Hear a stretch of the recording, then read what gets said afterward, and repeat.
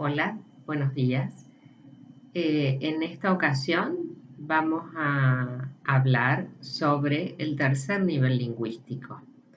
Esta etapa que va a partir de los 12 años aproximadamente, es decir, coincidiendo con el ingreso a la adolescencia y posterior juventud. Después de los 12 años, lo que podemos observar es un completo dominio del lenguaje como instrumento del pensamiento. Desde el punto de vista lingüístico, la competencia va a ser suficiente y recuerden también que las actividades metalingüísticas van justamente completándose en esta etapa. Ya lo veremos. A nivel neurofisiológico hay una madurez total de los procesos de análisis y síntesis. La mielinización de las vías nerviosas se ha completado. Por lo tanto, la actividad cerebral está a pleno para desarrollar cada vez nuevos aprendizajes. Por otro lado, tenemos que destacar que a nivel lingüístico, lo más importante va a ser la incorporación de formas lábiles de articulación de algunas palabras entre sí.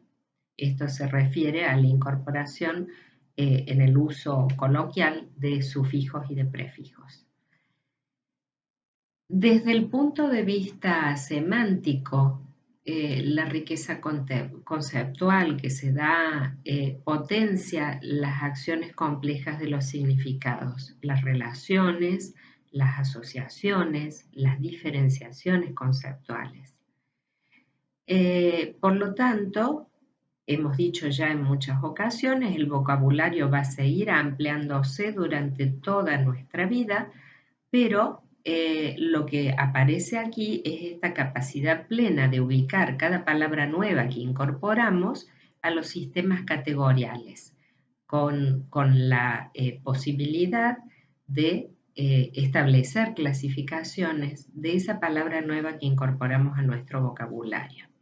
Y recuerden, siempre el nivel de comprensión va a estar avanzado respecto de la expresión o el uso coloquial de esas palabras. En relación a las actividades metalingüísticas, tenemos que decir que, si recuerdan, la comprensión de metáforas propiamente dichas se da alrededor de los 11, 12 años.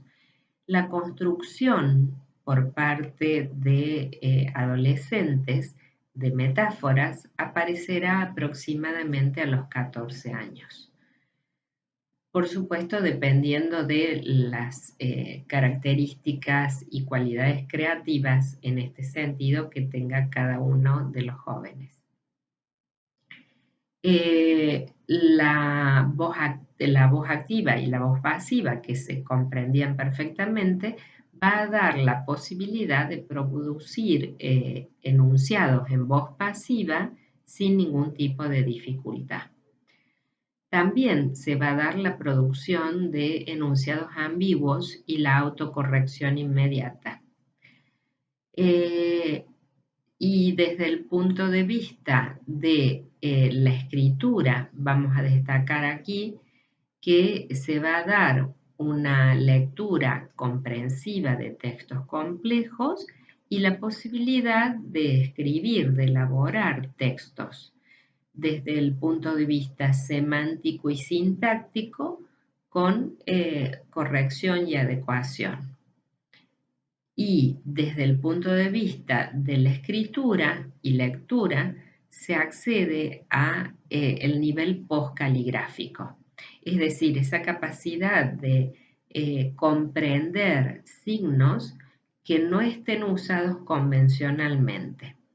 Entre el material que ustedes tienen presentado en el aula virtual aparece un ejemplo como tenemos en esta etapa esa capacidad para comprender que si sistemáticamente sustituyo una letra E por un número 3, simbólicamente ese 3 está ocupando el lugar de la letra E. Y entonces, a pesar de que no se usa convencionalmente el signo, el adolescente tiene capacidad para decodificarlo. Por eso también este acceso y esta eh, conducta habitual de producir grafitis y simbologías muy particulares. Entonces así se accede a la escritura y lectura postcaligráfica. Vamos a hablar un poquito de la característica de los cambios que se dan en el pensamiento, ya que esto está directamente vinculado con el desarrollo del lenguaje. En esta etapa los adolescentes pasan del pensamiento lógico concreto al pensamiento lógico formal o hipotético deductivo. Esto se da a partir de la pubertad y etapa de preadolescencia.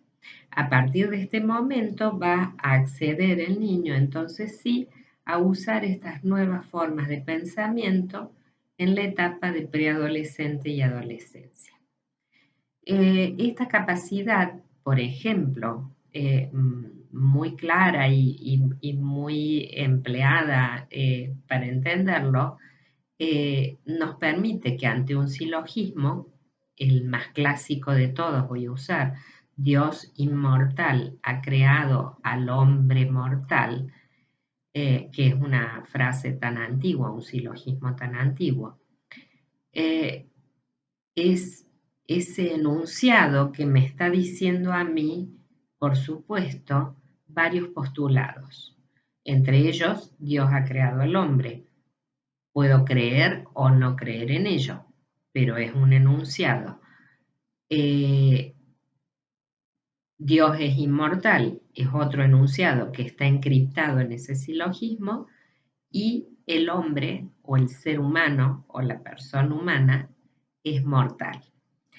Este tipo de pensamiento que se da en el preadolescente con las operaciones proposicionales son características de su última descentración desde el punto de vista del pensamiento.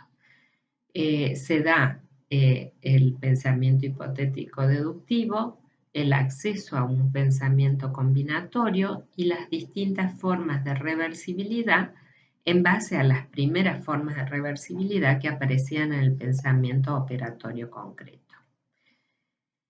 Esta suerte de pensamiento articulado nos da como condición esa capacidad de combinar objetos o postulados por un método exhaustivo y sistemático que va a permitir también hacer lo mismo con ideas o con hipótesis. Yo lo puedo realizar en forma de afirmaciones o en forma de negaciones.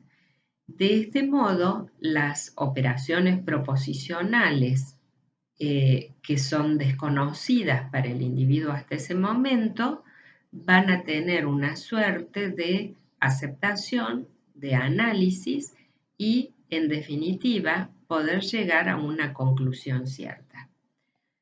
A partir de este momento yo puedo procesar información a partir de postulados teóricos que llegarán a comprobarse o a negarse.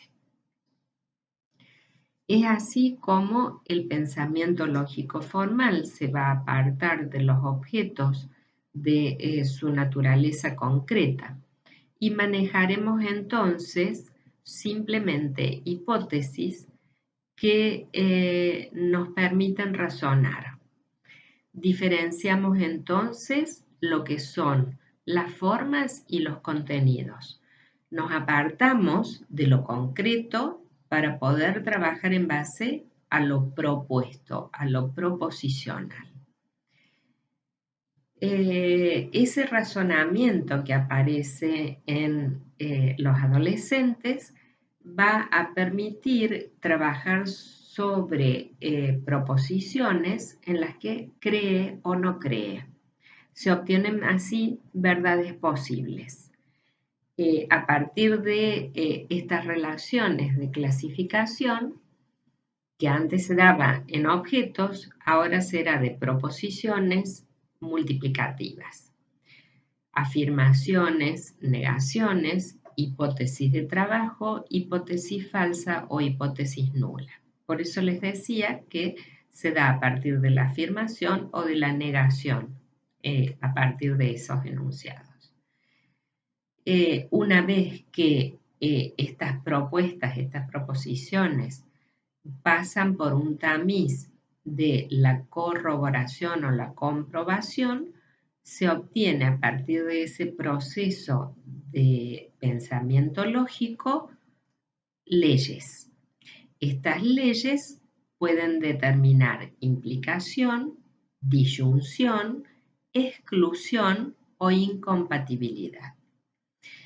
Lo más importante de este aspecto de la relación en adolescentes tiene que ver con la suficiencia del uso del lenguaje en esta etapa de la vida.